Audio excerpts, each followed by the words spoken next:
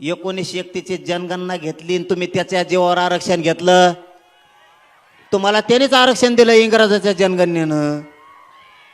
इंग्रजाच्या जनगणनेनं आरक्षण दिलंय तुम्हाला. मग तुम्ही कोण असं आम्ही म्हणायचं का? म्हणलो नाही. म्हणलो नाही. आपण तुमच्यासारखे बिघडलेल्या रक्ताचे नाही.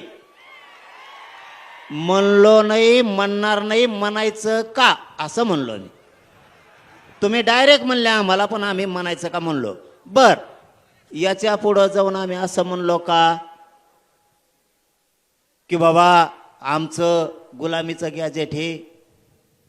मग तिकडं राजस्थानला अकबर बादशाहकडून पळून आलात आणि इकडं तुम्ही निजामाची चाकरी करायला लागलात. आम्ही असं म्हणायचं का? म्हणलो नाही तर म्हणलो नाही. भेद पेत नसतो हा. ती शहाणपणा शिकायचा नाही. गप बसलेलो आहेत म्हणून गप येत.